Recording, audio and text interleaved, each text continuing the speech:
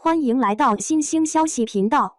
请订阅频道，所以大家不要错过当天最热门的新闻。我们今天的时事通讯包括以下内容：郑晓龙曾有打算拍《甄嬛传》续集，网传由李冰冰主演，赵丽颖客串。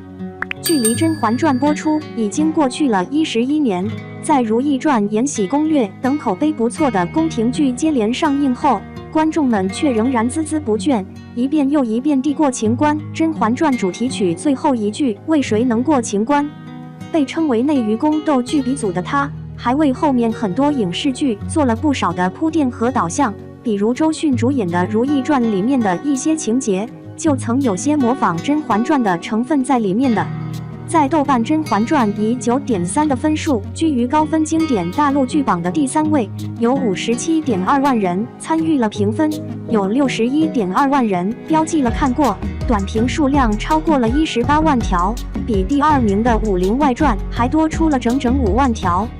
事实上，只要每天在社交网络上冲浪，就会发现《甄嬛传》和甄学家们无处不在。不止正片被许多人反复观看，其也是众多短视频创作者的重要素材来源。2次创作出来的短视频内容也受到不少人的追捧。毫无疑问，制片方成了最大赢家。不久前，有媒体报道称，这部剧平均每年能为花儿影视带来1000多万元的收益，而花儿影视正是《甄嬛传》的出品方之一。而乐视视频当时更是一连串发了5条官方微博，配图《甄嬛传》，并写道：“有你是我的福气。”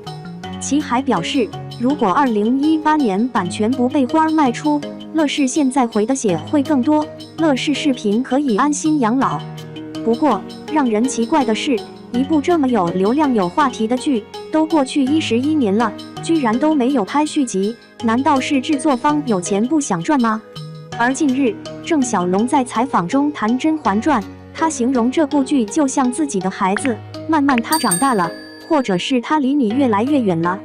他透露曾经想拍个《甄嬛传》的续，讲述纯元和甄嬛的关系的故事。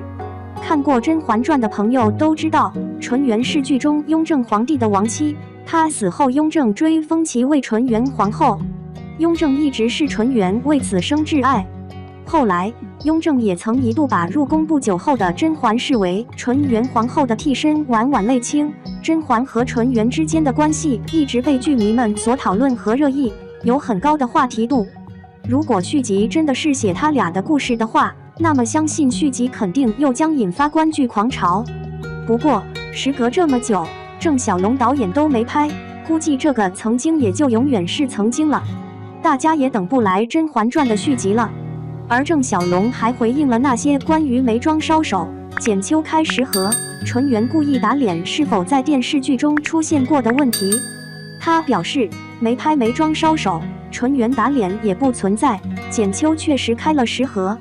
其实，早在2016年时，就曾有媒体发文表示，《甄嬛传》的续集也就是《德妃传》已进入了筹拍阶段，相信在不久之后就会再次登上荧幕。虽然名字不同，但其讲述的人物也是甄嬛传中的太后，她名字叫乌雅。德婉和甄嬛有着同样类似的经历。当时还有传闻，这部剧的女主由李冰冰主演，而85后大花赵丽颖则有份客串。不过，现在6年时间已经过去了，这部剧依旧没有消息。这般看来，这部《德妃传》很可能已经胎死腹中了。其实，从现在国产剧的续集口碑好像都不太好，因此《甄嬛传》没有开拍续集，或许也是件好事。毕竟这样子，至少《甄嬛传》不会从神坛上掉下来。只要里边的演员不出事，相信《甄嬛传》能陪大家到老。